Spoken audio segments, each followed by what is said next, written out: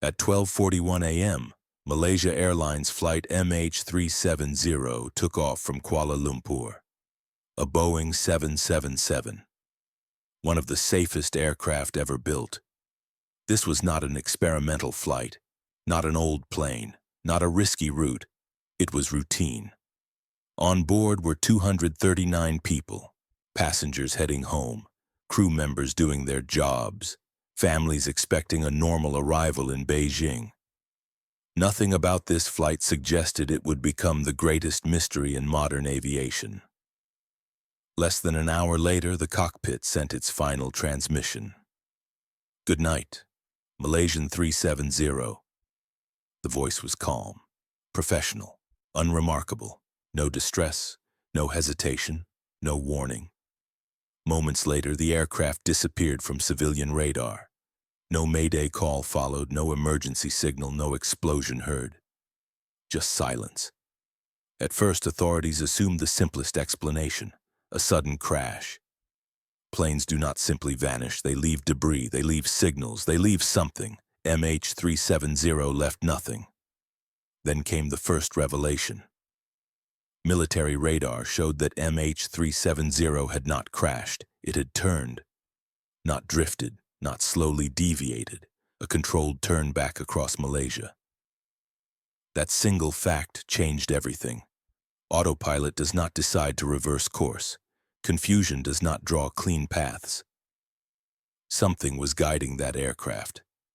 As investigators reconstructed the path, the situation became more disturbing. MH370 crossed multiple airspaces, passed through areas monitored by radar, and no one stopped it. No one questioned it. No one realized the plane was missing because it was silent. Hours later, another truth emerged. Even after disappearing from radar, MH370 was still communicating. Not with pilots, not with air traffic control, with a satellite. Every hour, the aircraft sent a digital handshake, a silent signal confirming one thing only: the plane was still airborne. For nearly 7 hours, MH370 continued flying. No voice, no message, no explanation. A modern aircraft moving through the night completely alone. Using these satellite signals, engineers narrowed the possible location, not a point, an arc. A massive curve stretching across the southern Indian Ocean. Somewhere along that arc, the fuel ran out, and the aircraft fell. Where exactly, no one knows. The search that followed was unprecedented. Ships from multiple nations, aircraft scanning thousands of miles, advanced sonar mapping the ocean floor. This became the most expensive search in aviation history, and it found almost nothing. Weeks passed. Then months. No wreckage, no bodies, no confirmed crash site. The ocean remained silent, which made the absence itself terrifying. Because aircraft do not vanish quietly. More than a year later, a piece of debris washed ashore on Réunion Island. It was confirmed to be part of a Boeing 777 wing. For the first time, there was physical proof. MH370 had ended in the ocean. But the debris did not bring closure. It raised new questions. If the crash was violent, why was there so little wreckage? If it was controlled, why was there no distress call? Every answer opened another gap. With no wreckage and no witnesses, the investigation reached its limit. Facts ended. Interpretation began. And from all the analysis, two explanations emerged. Not because they were popular, but because they explained more than they ignored. This explanation begins with the most uncomfortable detail: the turn. A deliberate maneuver at cruising altitude. After the transponder stopped transmitting, the aircraft followed known airways.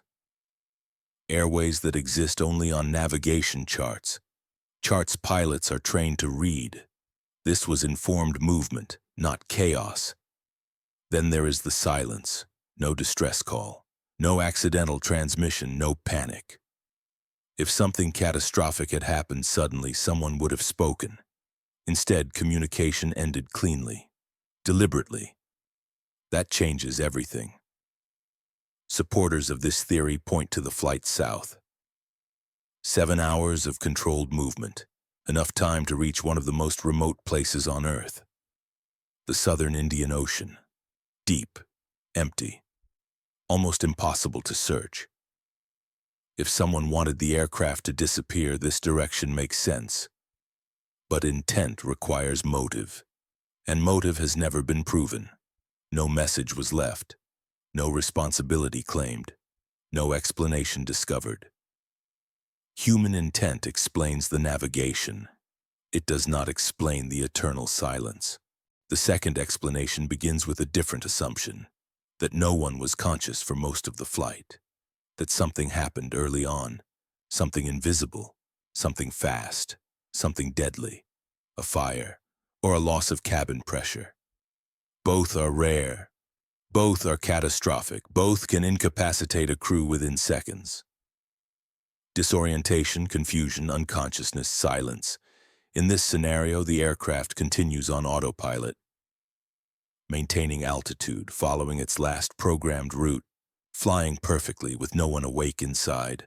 A ghost aircraft. This explains the silence. Why no mayday was sent. Why no one spoke. It explains the long flight. But it creates a new problem, the turn. Autopilot does not make complex directional changes without input. Someone had to act. Unless that action occurred in a brief moment before incapacitation. A final decision, a last attempt. But there is no proof, only possibility. Each explanation solves part of the mystery. Neither solves all of it. Human intent explains precision, but not motive. Technical failure explains silence, but not navigation. The truth may lie in one of these possibilities, or in a combination of both. A technical crisis, followed by a human response, then silence. In 2014, the world believed nothing large could vanish unnoticed. Satellites watched the skies, radar covered continents. MH370 proved that belief wrong. Civilian radar only sees aircraft that want to be seen. When the transponder stopped, the plane became invisible. Not hidden, just untracked. The satellite pings were never meant to locate aircraft. They were routine system checks.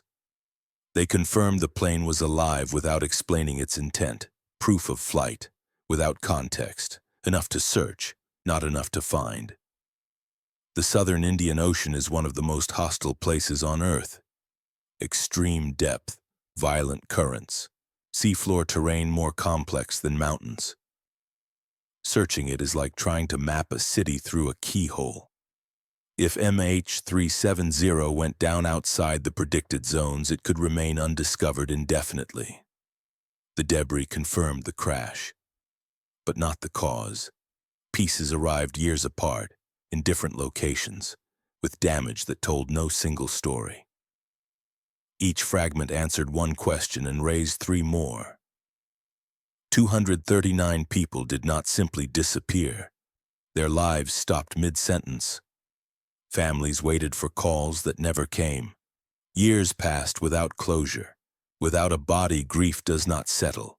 It hovers between hope and resignation. There is one idea investigators rarely say out loud, that the final sequence was not dramatic. No struggle, no chaos, just decisions, or system failures, followed by time, hours of flight, then impact. A disappearance that did not announce itself. This was not a mystery from another era. This happened in the age of satellites, of data, of constant surveillance, and still, a modern aircraft vanished. Aviation changed because of MH370. But understanding did not follow. MH370 did not disappear because we lack theories. It disappeared because it left no story behind. Only data, only fragments, only silence. Somewhere beneath miles of ocean, the truth exists. Until it is found, Flight MH370 remains the greatest mystery in modern aviation.